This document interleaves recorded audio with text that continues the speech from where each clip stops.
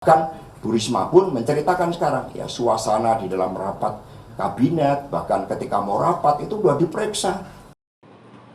Sekjen PDIP Hasto Kristianto mengungkapkan cerita dari Menteri Sosial atau Mensos Tri Risma hari ini terkait situasi jajaran Menteri Presiden Joko Widodo. Menurut Hasto, Risma mengaku suasana di kabinet Jokowi saat ini sudah tidak nyaman. Bahkan ketika mau rapat saja semua harus diperiksa. Hal ini diceritakan oleh Hasto ketika menjawab pertanyaan awak media di Media Center TPN Ganjar Mahfud, Jalan Cemara, Jakarta Pusat pada Selasa 30 Januari. Dan untuk itu Hasto yakin saat ini adanya rasa kekhawatiran yang timbul dari para menteri sendiri karena pemeriksaan dianggap terlalu berlebihan.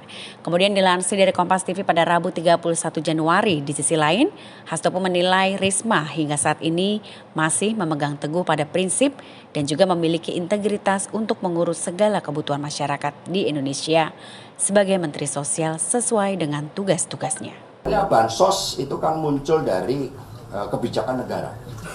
PD Perjuangan terus memperjuangkan itu, bahkan satu-satunya partai yang mengadakan rapat kerja nasional fakir miskin dan anak telantar dipelihara negara hanyalah PD Perjuangan. Instrumennya melalui kebijakan bansos.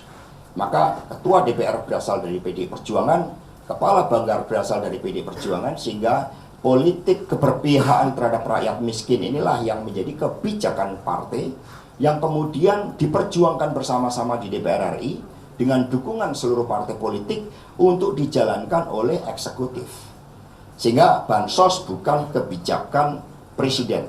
Bansos adalah kebijakan politik dari politik anggaran yang ada di DPR RI, sehingga pembagian bansos jangan dipolitisasi.